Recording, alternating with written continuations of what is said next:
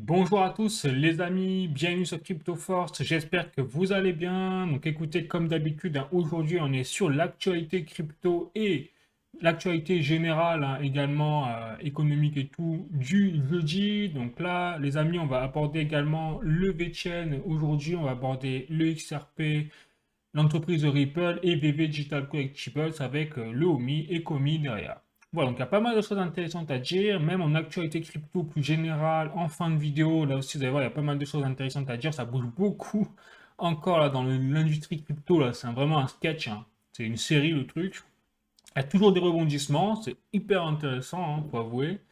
Et derrière, je finirai plutôt la vidéo sur l'actualité plutôt économique. Et là, bah, par contre, c'est pas des bonnes nouvelles, hein, ça se précise.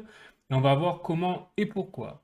Bon, les amis, bon, bah écoutez, on y va. Mais d'abord, je rappelle également que je ne suis pas un conseiller financier ni en investissement, bien évidemment, que tout ce que je dis dans cette vidéo, c'est à titre informatif uniquement. Allez, c'est parti!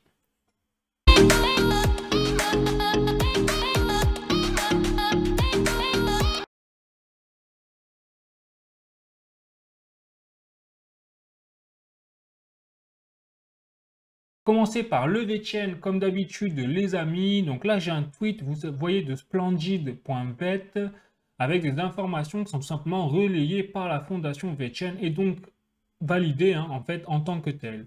Et donc dans ce tweet, ce que je trouve intéressant, c'est qu'il y a une présentation tout simplement d'un trailer de Boston Consulting Group qui, je le rappelle, est un des partenaires principaux de la fondation VeChain puisqu'ils ont coécrit avec la Fondation VeChain le White Paper 3.0 de 2023 et qui avait pour focus de créer quelque part une biosphère pour éliminer, si vous voulez, le système actuel de l'économie qui est linéaire. C'est-à-dire qu'aujourd'hui, vous voulez dépenser de l'argent ou faire une transaction financière, eh bien c'est très linéaire parce que vous avez votre dépense à vous, vous passez par un intermédiaire, généralement une banque, en état actuel des choses, et derrière, votre client ou la personne destinée du paiement reçoit l'argent. Voilà, ça c'est le système linéaire actuel. Ce que veut mettre en place Betchen et Boston Consulting Group, c'est une économie circulaire où il n'y a plus vraiment en fait d'intermédiaire entre chaque acteur. Et donc dans ce cadre-là, on a aussi une véritable volonté, hein, d'agir sur la transition énergétique et notamment au niveau de l'agriculture. Donc là, vous voyez dans le trailer de Boston Consulting Group, il est parlé, vous voyez, du système global de la nourriture au niveau des routes de transaction quelque part. Et ils disent qu'il y a un besoin urgent d'une réduction de carbone pour l'agriculture, également dans le milieu de la supply chain. Donc ils veulent se baser sur la supply chain, sur la logistique pour essayer de résoudre l'empreinte carbone de l'agriculture. Et donc pour cela, il n'y a évidemment pas de meilleur partenaire pour BCG que d'utiliser la Fondation VeChain et l'écosystème du VeChain de toute évidence, hein, pour arriver justement à, vous voyez, à migrer, à faire une transition énergétique, une migration carbone dans le secteur de l'agriculture et au niveau de la supply chain de la nourriture. Voilà, donc là, ce serait très intéressant parce que ça rappelle un petit peu l'essence même aujourd'hui de la Fondation VeChain dans leurs objectifs initiaux. Bon, je continue les amis, donc un peu dans la même veine, cette fois on a vraiment un article et un tweet de la Fondation VeChain en tant que tel, vous voyez, il rappelle que notre technologie blockchain en fait sera quelque part dans l'avenir le l'os principal ou le, je sais pas comment on dit, le backbone, hein, c'est-à-dire l'os de renfort, pour un mouvement global vers tout ce qui est les pratiques dans le business au niveau de la traçabilité. Et donc, l'objectif est de créer une révolution économique pour placer la transparence et la confiance dans le cœur des choses, en fait. Et ils disent, et donc tout cela sera possible en travaillant avec les leaders du monde dans le milieu. Et là, ils parlent notamment de leur partenariat avec BCG, c'est-à-dire comment faire émerger les marchés pour les préparer en fait aux nouvelles régulations du climat, c'est-à-dire la migration énergétique. Voilà, donc là on a aussi également, hein, une nouvelle vision. Les objectifs long terme du VeChain, c'est de permettre, et ça c'est un des objectifs, hein, je vous rappelle, c'est vraiment un seul des objectifs du VeChain, c'est de permettre de mettre en place des outils très utiles au niveau de la blockchain, hein, pour faciliter la transition énergétique à ce niveau-là, au niveau de la logistique. C'est là où c'est intéressant. Allez, je continue les amis avec les annonces sur le VeChain. Là, j'ai un tweet de Eisen Reich également. Et là, on va basculer, hein, carrément en Chine. Avec, vous savez, donc il annonce dans son tweet Eisen Reich qu'en novembre 2023, Shanghai Tanyan a, avec succès, hein, rejoint le laboratoire Duel Carbone Joint pour construire en fait une plateforme de management carbone basée sur la blockchain. Et donc tout cela serait en plus dans l'objectif de fournir des services aux ministères donc, nationaux chinois, aux commissions chinoises et surtout aux gouvernements locaux chinois. Donc là, je vais vous montrer quelques petits screenshots des articles. Bah, c'est en chinois bien évidemment, même pas dans son anglais. Et donc, vous voyez, en fait, c'est V-Carbone. Et V-Carbone, c'est un outil, je vous rappelle, qui a été mis en place à la base par la fondation VeChain. Donc là également, on voit quelque chose de très intéressant là-dessus, c'est qu'en fait, le VeChain, bien qu'étant une crypto-monnaie à la base, et bien que la Chine ayant interdit toutes les crypto-monnaies en Chine, hein, notamment le Bitcoin et tout, et bien, il ne peut pas s'empêcher d'utiliser les technologies associées notamment au VeChain pour même leurs propres administrations et leurs propres services, même administratifs, en Chine. Ça, c'est quand même phénoménal ce qui se passe. Donc là, c'est plutôt intéressant, hein. On voit que effectivement le VeChain intéresse de plus en plus, et notamment la blockchain intéresse de plus en plus les gouvernements pour la traçabilité des données, des informations sur tous les niveaux, notamment de la transition énergétique. On le voit bien. Voilà, donc ça les amis, c'était plutôt les annonces récentes, hein, des partenaires de VeChain, mais là on va passer à quelque chose de plus concret, du lourd, hein, vraiment. C'est une annonce de Magma, comme vous pouvez le voir ici, qui est un partenaire également de la fondation VeChain et qui vient d'annoncer un jalon majeur. Et donc là ils disent, donc milestone, vous voyez, numéro 1 pour Magma, le premier Digital Twin Token ou DTT, ou NFT dynamique d'un immeuble a été émis. Vous voyez, et de façon officielle, et on va voir comment et pourquoi. Et je trouve ça super intéressant, même dans la démarche. C'est vraiment phénoménal. Donc, ils disent, nous sommes ravis d'annoncer cette étape majeure dans le monde de l'immobilier et de l'innovation numérique pour le lancement de la version 1.0 de Magma ce 15 novembre. C'est-à-dire le premier DTT au niveau Genesis d'un immeuble parisien a été créé. Donc Genesis, je ne sais pas trop ce que ça veut dire, peut-être enfin, à voir, hein, on va voir ce que c'est. Donc ils disent maintenant qu'est-ce que c'est le DTT. Donc ils disent le DTT, c'est un actif numérique unique qui représente l'empreinte numérique d'un immeuble du monde réel, ou RWA, Real World Asset. Il constitue la pierre angulaire de la transparence, de la confiance, de l'efficacité dans la gestion immobilière. Et donc au niveau Genesis, le DTT permet de prouver l'existence, la propriété, la localisation, la conformité ainsi que la rentabilité de l'immeuble. Du délire.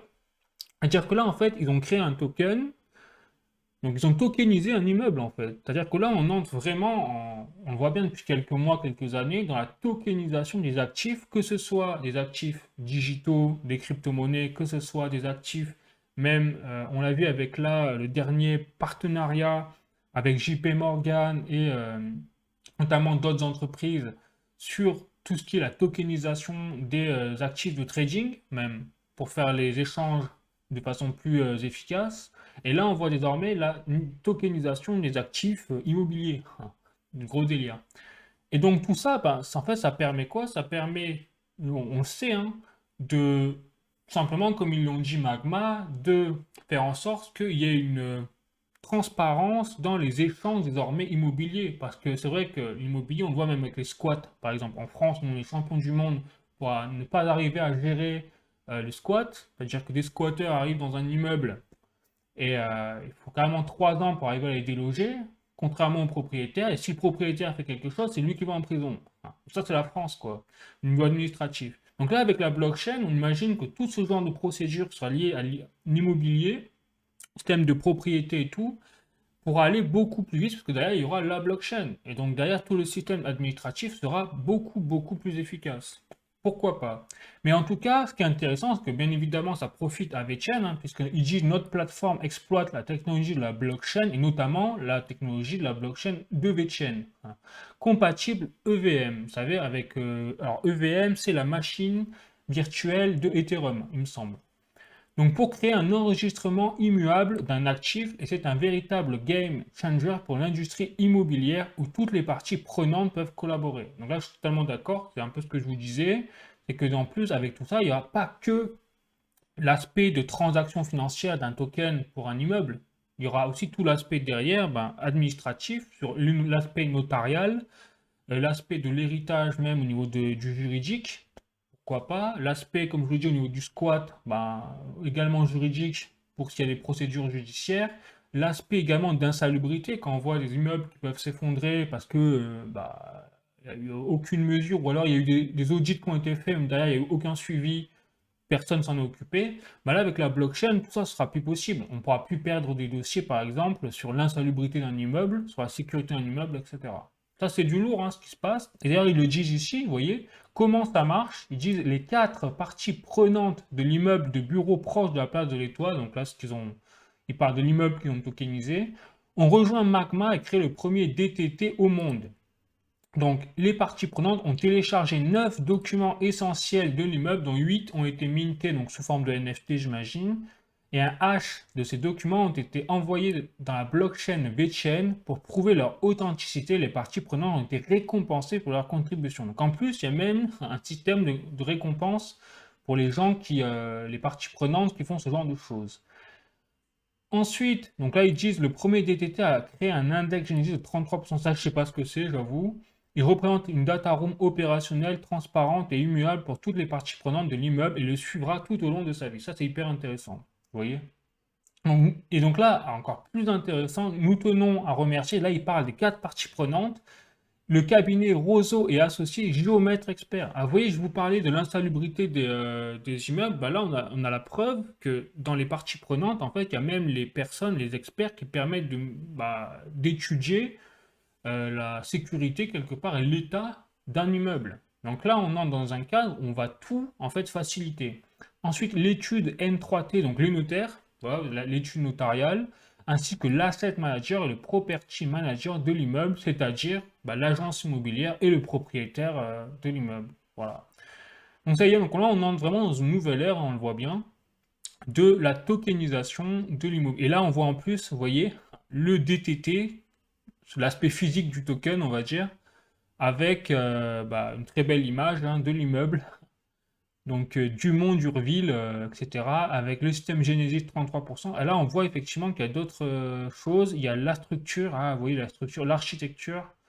Le wire se passe peut-être le réseau, peut-être qu'on aura même des informations sur le réseau filaire, téléphonique, pourquoi pas, électrique, l'eau, pourquoi pas, etc. Donc là, en fait, on ouvre la porte vers tokenisation, mais à fond, quoi. Super. Franchement, très bonne nouvelle. Et également pour VeChain, parce que c'est VeChain qui héberge tout ça. Allez, je continue les amis. Donc là, on va passer à un autre tweet. Alors, c'est plus général hein, cette fois. J'ai un tweet de John Black, comme vous pouvez voir ici, qui fait référence à un autre tweet de Bitcoin News et qui font eux-mêmes référence en fait à une nouvelle de la part de la Securities, donc la SEC aux États-Unis, qui attaque désormais, c'est officiel, Kraken, l'exchange Kraken. Et derrière, alors c'est un bon plan pour VeChain, mais c'est pas une bonne information pour les restes des crypto-monnaies, puisque dans ce cadre-là, en fait, la SEC a indiqué à Kraken qu'elle reproche tout simplement à la plateforme d'avoir proposé à la vente des crypto-monnaies qui sont considérées en fait par la SEC comme des securities, c'est-à-dire des titres financiers, au même titre notamment que le XRP, qui a subi un procès de 3 ans là, justement dans ce cadre-là. Et donc ça veut dire quoi? Ça veut dire qu'à travers ça, donc, ok, on a Kraken qui a attaqué, c'est une information, mais surtout la deuxième information très importante, c'est que toutes ces crypto-monnaies-là sont considérées comme des securities. Et ça, c'est pas bon du tout, je le répète, au niveau de la régulation aux États-Unis pour ce genre de projet. C'est d'ailleurs ce qui a coulé le XRP en termes de valeur en 2020-2021 durant le bull run. Et donc là, on a Solana, Cardano, Polygon, Internet Computer, Cosmos, Algorand, Sandbox, Decentraland et Chiliz qui sont officiellement considérés par la SEC comme des securities. Et ça, c'est pas une bonne nouvelle hein, pour ces projets-là. Et pourtant, c'est vrai que moi, j'étais très surpris notamment de voir Polygon et Cardano ciblés par la SEC, parce qu'en plus, j'ai fait des vidéos, hein, je vous ai montré très récemment, sur le fait que bah, Cardano et Polygon sont plutôt décentralisés de nature. Donc, ça m'étonne un peu. Après, pour voir quels sont les justificatifs de la SEC pour attaquer ce genre de crypto-là. Bon, bien sûr, ils n'ont pas donné de justificatif, comme d'hab, hein, mais ça reste à voir. Je suis très curieux de savoir comment ils vont justifier ces attaques. Parce que sur le plan de la décentralisation, ça ne tient pas la route pour ces deux projets-là du moins. Après les autres, je ne les ai pas étudiés, donc je ne me permettrai pas de commenter. Mais si ce n'est que c'est une mauvaise nouvelle, hein, clairement je vous le dis. Et la bonne nouvelle en contrepartie, c'est que le VeChain n'est pas cité. C'est pour ça que je l'insère dans l'information VeChain, hein, et que VeChain n'est pas cité dans cette liste. Donc VeChain est plutôt à l'abri à ce moment-là, mais après, c'est parce qu'aussi, je pense que VeChain ne fait pas partie, sa fondation n'est pas basée aux États-Unis. Je pense que là, ils ont vraiment ciblé toutes les entreprises ou fondations qui sont basées aux États-Unis. Je peux me tromper, hein, mais c'est possible. Voilà, c'est possible. Après, Cardano, notamment la fondation de Cardano, elle n'est pas basée aux États-Unis. Donc, elle est basée, par exemple, en Europe, en Suisse notamment. Donc, je ne sais pas. Honnêtement, je ne sais pas sur quels critères, vous voyez, ils se basent pour faire ces attaques, mais c'est vraiment bizarre ce qu'ils font, quoi. Ah.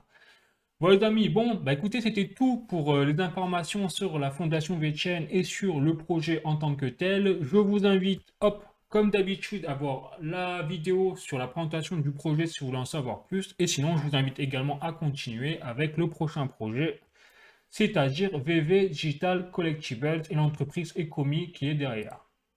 Donc dans ce cadre-là, on a première, donc je vais commencer par les drops, hein, comme d'habitude, qui sont prévus sur les NFT sur la plateforme VV de cette semaine. Donc premier drop, là prévu aussi au 28 novembre, c'est la semaine prochaine en fait, c'est un comics, donc vous voyez, The Amazing Spider-Man, le numéro 299 qui date de 1963. Imaginez le délire quand même. Voilà, donc premier drop de prévu. Ensuite, deuxième drop de prévu cette fois. Donc là, qui passe. Alors, j'ai pas la date ici, mais en tout cas, c'est Captain Marvel et c'est The Avenging Spider-Man de 2011 et le numéro 9. Voilà, les amis. Donc, bien sûr, il y aura toujours, vous savez, le système de couverture classé par rareté, hein, de commun à secret rare. Bon, et qui, bien sûr, les valeurs, les prix varient en fonction de la rareté, évidemment. Et je rappelle que tous ces NFT, tous ces bandes dessinées sont des NFT, en réalité augmentée disponibles quand vous les achetez, et vous pourrez les lire une fois que vous les avez achetés, de façon virtuelle, et même en réalité augmentée. Je rappelle que c'est toujours la même histoire hein, pour l'application VV au niveau de la technologie révolutionnaire sur ces NFT-là, en plus des licences qu'ils ont. Ensuite, je continue les amis, et donc là, avec justement en parlant de licences, eh bien, on va parler des Marvel, et donc là, on a un nouveau drop prévu, donc le samedi 25 novembre, comme vous pouvez voir ici, et donc c'est les chats, hein, je crois, c'est voilà, c'est les chats aliens, Flerken, qui sont mis à l'honneur et qui vont sortir sous forme de drop, mais je crois pas que ce soit des versions animées, ce sera des versions vraiment, voilà, ce sera des versions comme ça. Donc on voit que ça continue les drops de la licence Marvel sur l'application VV. Et donc enfin, maintenant, je vais vous montrer une petite vidéo, petit passage, regardez, qui a également les drops. Il y a eu un drop cette semaine sur Avatar, notamment les petits dragons là d'Avatar, les montures, je sais pas comment ça s'appelle, mais voilà, ça, vous voyez, c'est en lien avec Official Avatar. Et donc regardez quand on projette en fait le NFT de ce genre de monstre, je sais pas comment on appelle ça dans le Banshee, voilà, ça s'appelle Banshee. Eh bien, regardez ce que ça donne dans la réalité augmentée dans la vraie vie. On dirait un film tellement la qualité est au rendez-vous. Donc ça, c'est vraiment en temps réel. C'est une personne qui a acheté le NFT et qui a en réalité augmentée, l'a projeté dans la vie réelle. Et voilà ce que ça donne. Et on dirait vraiment, on fait quasiment pas la différence entre le NFT et derrière l'environnement physique, quoi, réel. Pour vous dire vraiment que là, on est dans une nouvelle ère également. Imaginez que vous mettez enfin, demain avec les lunettes à réalité augmentée qui seront identiques à des lunettes de soleil ou même des lunettes de vue. Imaginez qu'on puisse accéder à des n'importe où, un peu de façon aléatoire, à nos NFT comme ça, bah, ça va faire drôle quand même, je pense. On va vraiment mélanger le physique avec le virtuel. Et c'est un peu ce que fait bah, la technologie de l'application VV hein, à travers ces drops. Bon. Allez, je continue, les amis, avec notamment, donc là, je suis en train de vous montrer un petit podcast, si vous voulez, une petite vidéo faite par Metaverse Live. Et en fait, c'est une Metaverse Live, ce sont vraiment c'est un producteur de films et de films commerciaux hein, pour le compte de VV parfois, mais pas que. Enfin, plusieurs très larges qui font. Et donc, c'est vrai qu'ils ont fait pas mal de vidéos où ils présentaient à l'honneur les drops de l'application VV, les NFT, etc. Donc, outre l'aspect humoristique, c'est vrai ils ont fait quelque chose un peu avec de l'humour dans leurs vidéos, mais surtout, là, ce qu'ils présentent, je trouvais très intéressant, c'est qu'ils font un peu le tour du monde. Quand je dis tour du monde, c'est le tour des États-Unis, on va dire.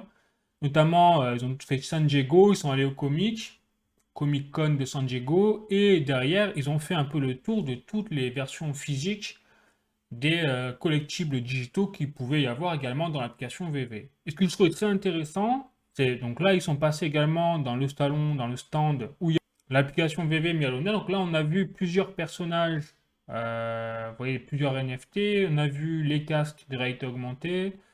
Il y a également des personnels de Ecomi et de l'application VV. Il y avait également Marvel mis à l'honneur. Enfin, il y a plein de choses.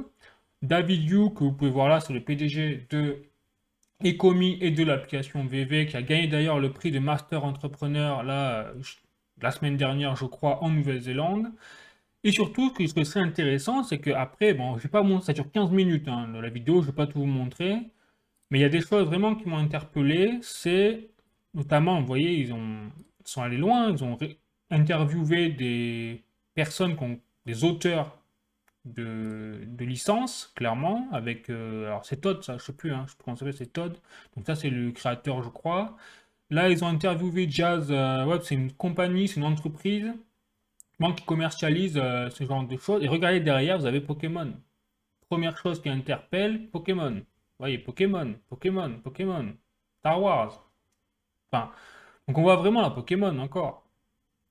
Donc, vous voyez, l'entreprise qui... Et donc, on a ce genre de partenariat un peu qui est en train de se faire avec VV et Komi.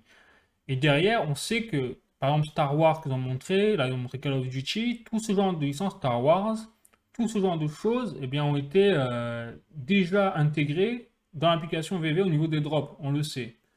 Et donc, Pokémon, ça veut dire que c'est peut-être une finalité également à l'avenir pour l'application VV d'avoir cette licence-là pour l'insérer dans leur... voilà, là aussi, on voit encore Pokémon dans tous les sens, avec les prix derrière qui sont prévus, etc.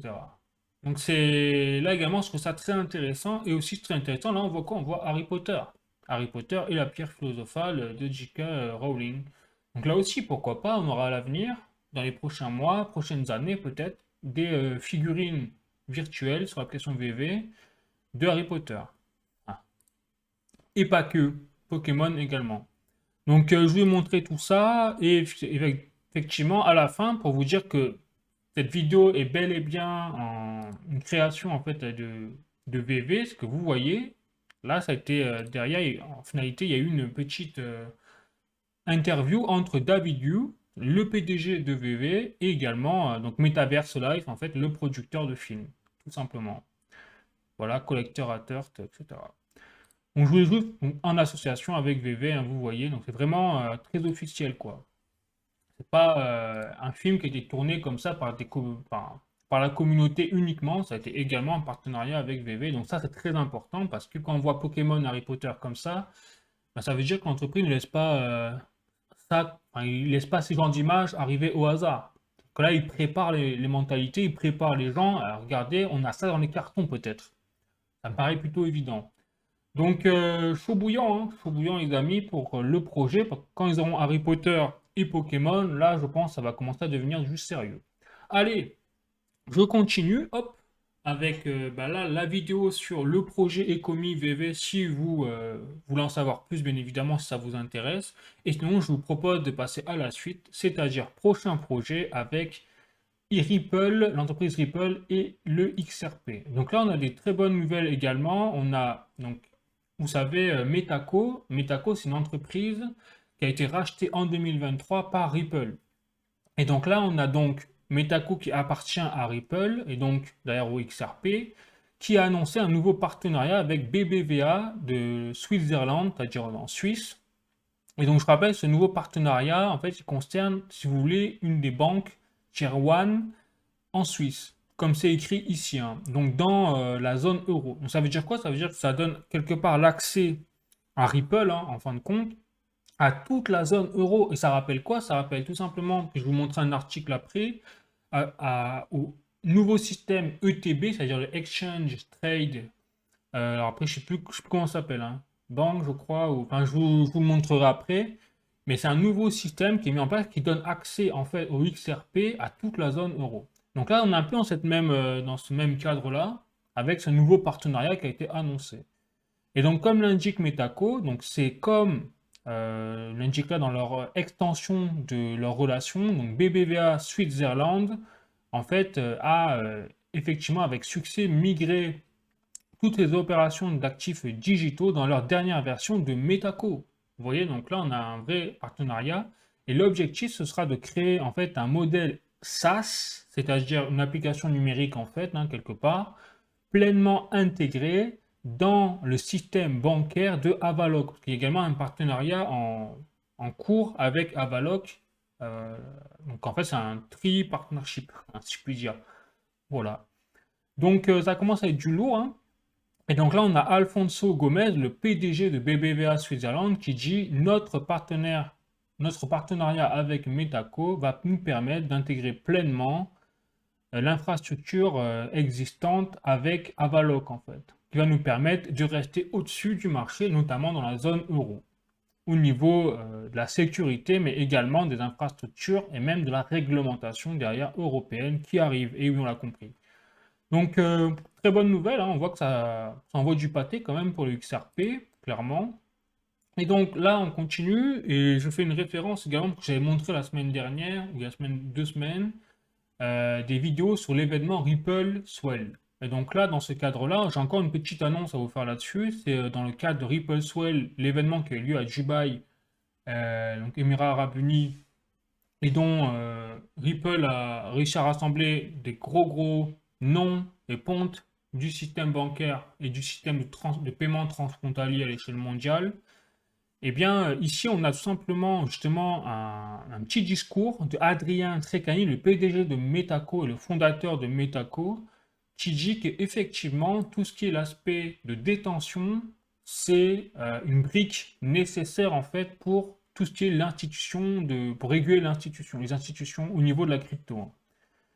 Voilà, donc là il indique effectivement que les assets, enfin, au niveau digitaux et leur détention sont la clé quelque part de l'économie tokenisée.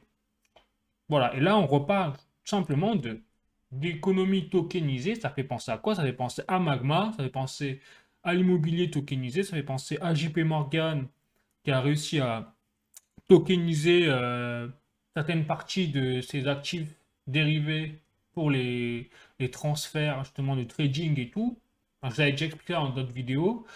Donc vraiment, on voit qu'on est en pleine marche, en pleine route vers la tokenisation d'actifs, hein, financiers aujourd'hui dans le monde. Bon.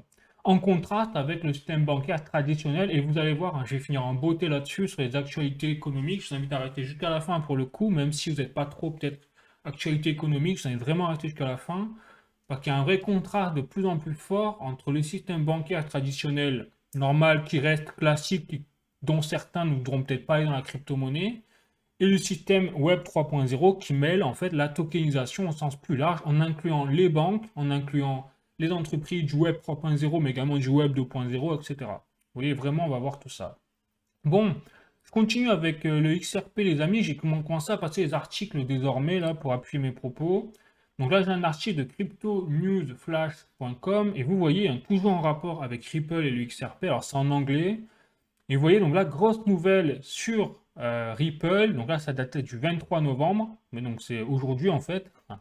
Et donc là, ça y est, la DeFi en train de sortir, si vous voulez, le ETP du XRP, c'est-à-dire en fait un marché de plusieurs trillions de dollars au niveau européen. Et il disait après, bon après ils font des prédictions de prix, mais là je suis pas là pour ça, moi vous connaissez la chanson, je suis pas du tout là pour les prix, parce que moi j'ai pas de boule de cristal et je me prétends pas connaître l'avenir. Tout ce que je peux dire, c'est que c'est une très bonne nouvelle effectivement pour XRP, puisque comme je vous l'ai dit, on a un système ETP, donc c'est le Exchange Trading, et après j'ai oublié ce que ça veut dire le reste. Mais en tout cas, c'est une très bonne nouvelle parce que ça veut dire que le XRP va pouvoir être de façon décentralisée échangé en Europe, de façon presque réglementée, si on peut dire avec la loi MiCA et tout, du moins je l'espère, à ce niveau-là, forcément. Et donc, ça va ouvrir en fait Ripple et le XRP à effectivement un nouveau marché européen de plusieurs trillions de dollars. Tout simplement. Parce qu'on sait que le XRP, il était très présent aux États-Unis, forcément, parce que Ripple, c'est une société américaine, qui était d'ailleurs attaquée par la SEC pour cette raison. On sait. Ensuite, on a eu l'Afrique. On voit que XRP est en train de vraiment jeter ses pions dans la bataille en Afrique. Également au niveau des BRICS, en fait à l'échelle mondiale sur le marché asiatique. Donc c'est plutôt une bonne nouvelle, et il n'y avait que le marché européen, c'est vrai, où il n'y avait pas trop de nouvelles, à part les récentes nouvelles avec Metaco, etc. Bon, allez, je continue les amis, dernière information très bonne, hein, pour Ripple et le XRP, voilà, donc là j'ai également un article, donc l'intégration de Ripple avec l'ISDA, propulserait en fait le XRP dans un marché de 1,2 quadrillion de dollars. Bon, donc là, il parle carrément du coup après d'une prévision des prix à 100 dollars, pourquoi pas. Mais là aussi, personnellement, je reste très prudent là-dessus, vous me connaissez. Et donc, ce que je vais vous montrer désormais, je vais aller directement sur Wikipédia, les amis, je suis pas allé très loin, pour vous expliquer qu'est-ce que c'est justement le ISDA. Pourquoi on parle de quadrillion de dollars. Je rappelle que 1 million de dollars, c'est 6 zéros. 1 milliard, c'est 9. 1 trillion de dollars, c'est 12 zéros. Et donc 1 quadrillion de dollars, c'est 15 zéros derrière la virgule. Donc, autant vous dire que c'est impossible à l'échelle d'un cerveau humain de se représenter que c'est 1 quadrillion de dollars. Et pourtant, c'est ça. Et je vais vous expliquer comment et pourquoi. En fait, le International Swaps and Derivative Association, soit ISDA, c'est tout simplement une organisation professionnelle regroupant des intervenants majeurs sur les marchés financiers dérivés de gré à gré, dont le but premier est de fournir des contrats standards de référence pour les transactions sur les produits dérivés de gré à gré. C'est-à-dire, en fait, c'est toutes les sociétés qui, liées de près ou de loin, en fait, sont liées aux transactions bancaires, mais également aux transactions de trading, c'est-à-dire justement sur les produits dérivés de gré à gré, c'est exactement, c'est écrit mot pour mot ici, hein. Donc on a les gestions d'investissement, on a les fonds d'investissement, on a BlackRock, en fait, sur l'entreprise-là, on a les banques, on a les entreprises professionnelles, mais également commerciales, je vais dire, voilà, je vais expliquer comment, pourquoi. Et donc dans l'ISDA, en fait, là, au niveau de la composition, vous l'avez compris, c'est écrit ici d'abord réservé aux banques à la base. L'ISDA s'ouvre vers des membres plus diversifiés, en ce compris des courtiers, voilà, des fonds d'investissement, des entreprises industrielles et commerciales. Et donc aujourd'hui composée de plus de 900 membres, vous voyez, elle est présente, donc l'ISDA, dans 74 pays, avec tout le tralala qui va avec. Donc ça veut dire qu'en fait, dans le fait que Ripple ait intégré l'ISDA, c'est ça qui s'est passé, donc ça a été annoncé en août 2023, eh bien, c'est pas pour enfuir des perles. C'est justement pour intégrer quelque part le modèle SWIFT bancaire. Et oui, parce que quand on veut aujourd'hui, le seul système actuel qui existe, on va dire à 90% hein, au niveau mondial, pour transférer des paiements à l'échelle internationale, c'est le réseau SWIFT bancaire. Très connu et majoritairement utilisé, mais pas forcément très efficace. Et donc aujourd'hui, eh ben, le fait qu'on a intégré Ripple là-dedans en tant qu'entreprise quelque part commerciale, hein, parce que on peut associer Ripple plutôt dans ce cadre-là, eh bien ça veut dire qu'on peut imaginer que le XRP intègre tout simplement les marchés dérivés pour justement en tant qu'infrastructure pour les paiements transfrontaliers, parce que c'est l'essence même de Ripple et du XRP. Donc ça veut dire qu'en fait, quelque part là, on a officiellement l'annonce que Ripple, effectivement, est destiné à remplacer petit à petit le réseau SWIFT bancaire, tout simplement. Et donc, comme c'est un marché très bien dit par l'article que je vous ai montré, de 1,2 quadrillion de dollars, eh bien, si effectivement le XRP arrive à grignoter même ne serait-ce que 10% de ce marché-là, je vous imagine même pas le bordel, excusez-moi l'expression, hein, au niveau des volumes de XRP derrière. Voilà. Donc ce sera tout, les amis, pour XRP et Ripple pour aujourd'hui. Je vous invite à voir la vidéo si vous voulez en savoir plus sur le projet, pourquoi pas. Et puis sinon, ben, on va continuer, mais cette fois sur les actualités crypto plus générales. Je vais commencer avec un article du journalducoin.com. Donc, procès Changpeng Zhao CZ, le tribunal exige une caution de 175 millions de dollars. Effectivement, quand je vous disais qu'on s'ennuie jamais avec l'industrie crypto, c'est vraiment un truc de fou. C'est que tous les mois, il se passe quelque chose, hein. Et c'est pas rien, parce que là, on a vu en 2022, on a eu le PDG de Terra Luna avec le projet qui s'est fait massacrer avec leur algorithme, leur stablecoin, pardon, algorithmique. Donc ça a été un massacre. Ensuite, on a eu, en fin d'année 2022, on a eu l'histoire avec Sam Bankman-Fried et sa plateforme Exchange qui s'est fait effectivement passer en banqueroute. Donc lui aussi, il est en train d'aller en prison. Et là, on a un procès très médiatisé sur lui actuellement. Et maintenant, on a, là, personnellement, moi, j'avoue que je ne l'avais pas vu venir, en toute honnêteté, hein. Ça, c'est quelque chose, moi, je ne m'étais pas imaginé à ce point-là que Binance puisse, en tant que leader numéro un à ce point frauder. Donc ça montre hein, toujours une fois que pour tout et pour toujours, c'est vrai qu'il faut toujours se méfier en fait de la partie émergée de l'iceberg, hein. On le voit encore une fois de plus. Et ça montre également que toutes les plateformes exchange, mais même toutes les plateformes bancaires, tout ce qui est centralisé au niveau du pouvoir financier et qui représente l'intermédiaire, et bien en fait, il faut toujours faire attention parce qu'on voit que la Binance, et bien là aussi, on prouvait encore une fois que en tant qu'entité centralisée, ils peuvent, s'ils font n'importe quoi, ça peut impacter notre argent qu'on place sur la plateforme. Donc, c'est vrai que de plus en plus, on peut cautionner le fait qu'il vaut mieux sortir son argent des plateformes centralisées, mais là on le voit crypto, mais pas que, pas forcément que crypto, et les mettre sur des choses plus décentralisées, notamment dans le cadre des cryptos, il y a Ledger, il y a les portefeuilles MetaMask, etc.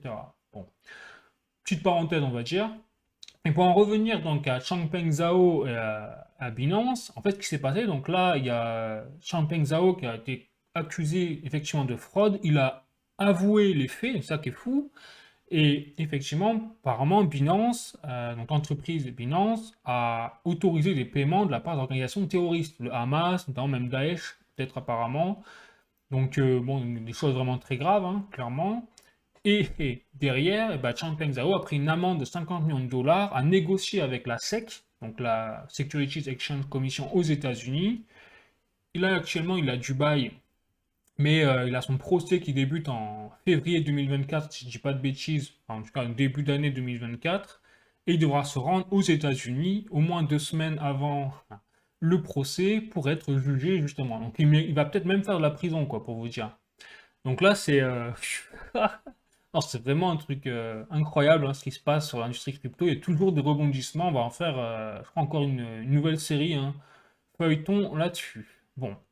Mais en tout cas, ça rappelle encore une fois une chose, c'est que bah, ces plateformes-là, même en tant que leader, ne sont pas à l'abri, puisque j'ai un article de cryptos.fr, et vous voyez, bah, le leader numéro 1 a pris 1 milliard de dollars dans la vue, hein, retiré de Binance en 24 heures. L'exchange accuse le coup. Bah, c'est tout à fait normal, hein. Je veux dire, quand une annonce pareille, que la SEC attaque déjà Binance, c'est déjà quelque chose, mais qu'en plus, le PDG annonce qu'en fait, les attaques étaient justifiées, bah là, c'est une très très mauvaise image hein, de Binance.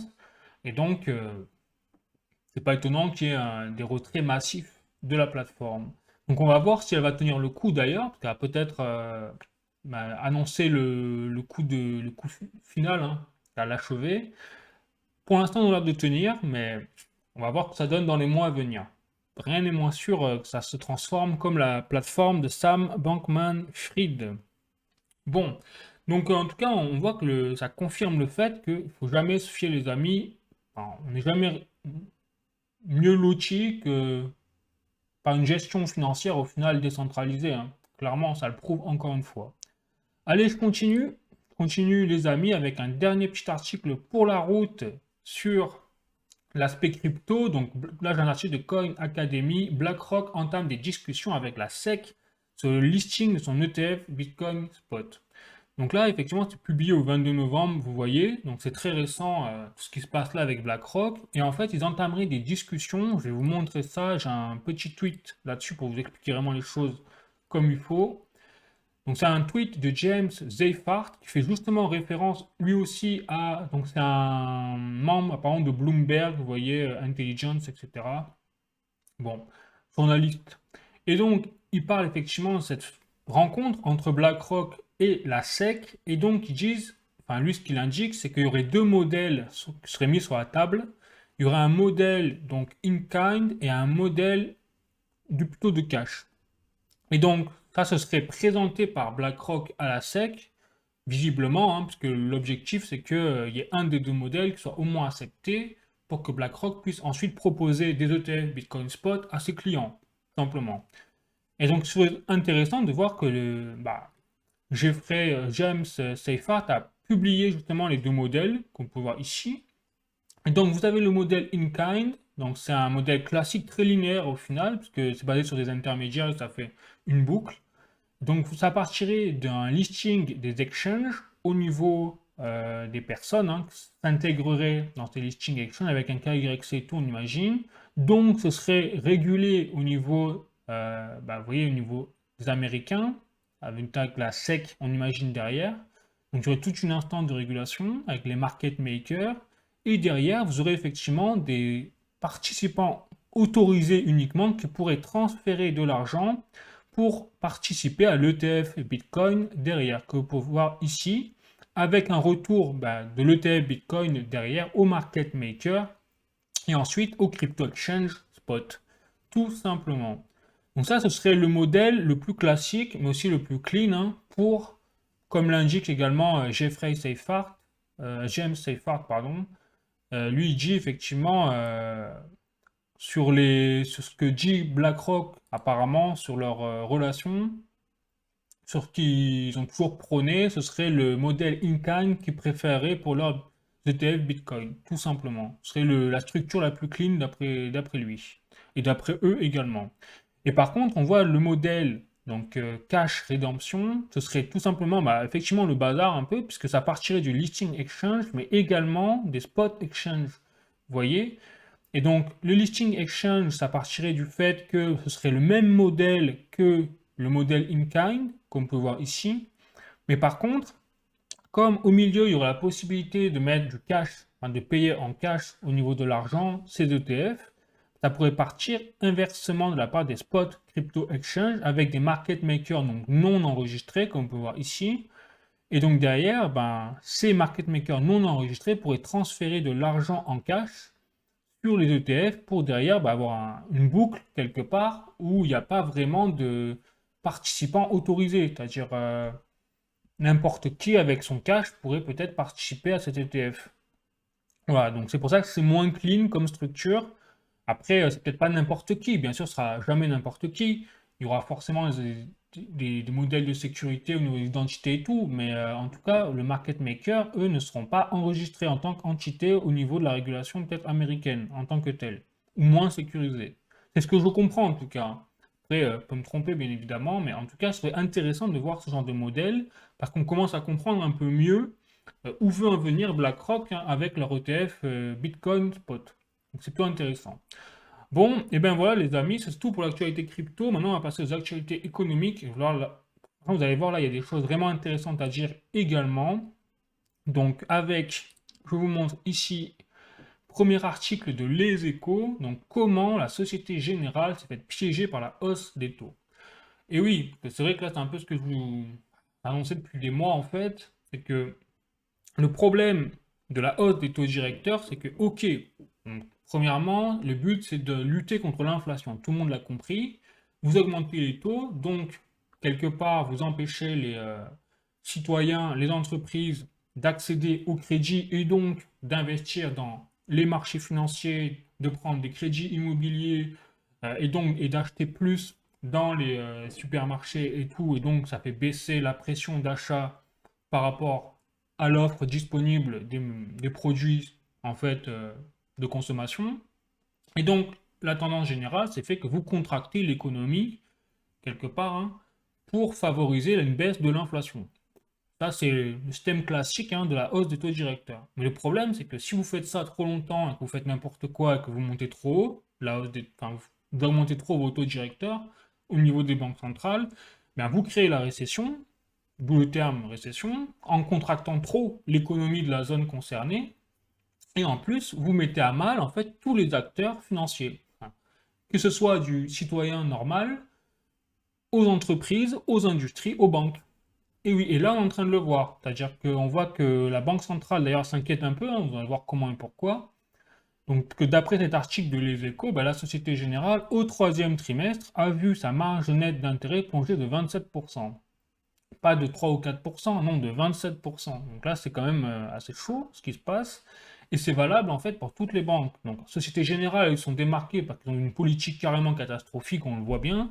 Mais les autres banques ne sont pas en reste non plus dans la baisse de leur marge nette d'intérêt. Donc après, c'est leur marge nette, hein. C'est pas, ils sont pas dans le rouge. Mais on sent qu'il y a un impact quand même, même sur quelque part la solvabilité même des banques traditionnelles. Vous voyez?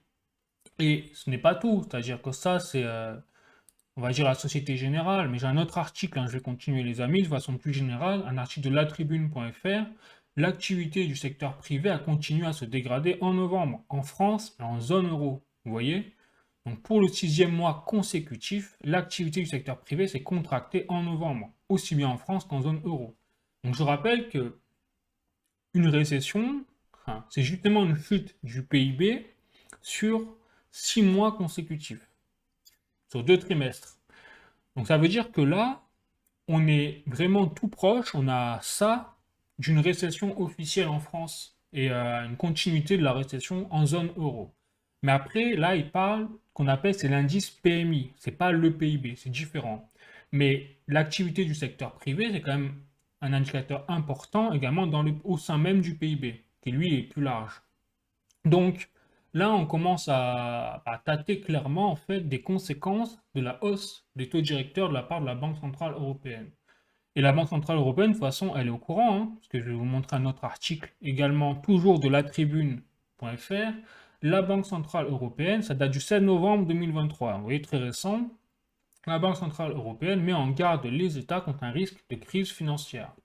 Christine Lagarde, donc la présidente de la Banque centrale européenne, mais aussi du Comité européen du risque systémique. Donc là, on rigole, parce que normalement, le Comité européen du risque systémique, c'est justement pour éviter la catastrophe. Donc en fait, c'est là où on rigole, hein, c'est que Christine Lagarde, présidente de la Banque centrale européenne, est à l'origine, quelque part, de la hausse des taux directeurs pour lutter contre l'inflation, on l'a compris, mais du coup, qui derrière a créé, a contracté l'économie à un niveau record, puisqu'on a atteint un niveau record dans la hausse des taux directeurs, au niveau de la vitesse et de l'intensité.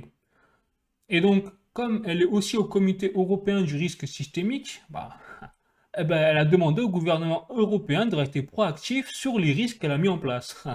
On rigole. Ah, on rigole. Donc, face aux risques pesant sur la stabilité financière. Vous voyez, c'est écrit. Et donc, la hausse des taux directeurs, oui, c'est pas moi qui le dis, c'est eux, et le ralentissement économique, vous voyez, peuvent lourdement impacter la solvabilité des banques, selon la présidente, elle qui le dit en personne. Donc, en fait, elle est en train de dire, bon, moi j'ai mis le feu, hein, désolé les gars, maintenant il va falloir l'éteindre, mais c'est pas à moi de l'éteindre parce que moi je peux rien faire.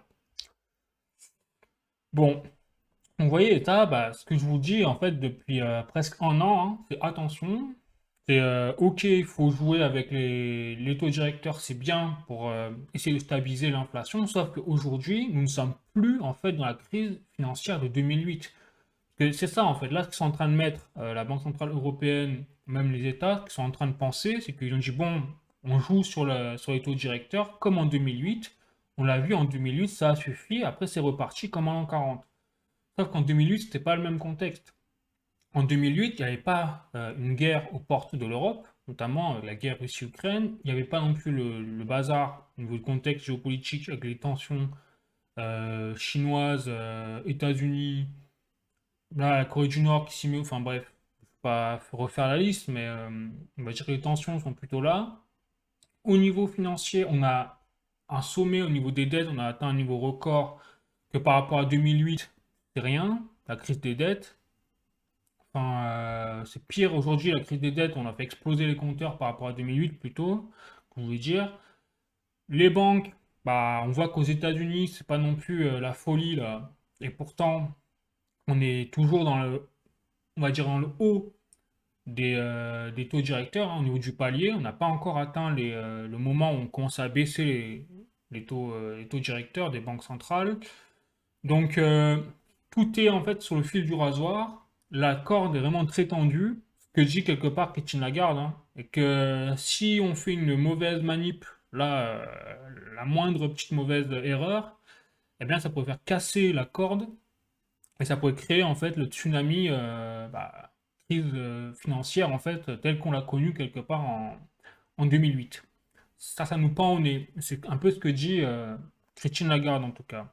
Et pour le coup, pour une fois, j'avoue, je suis plutôt d'accord. Ce serait tout à fait logique, hein.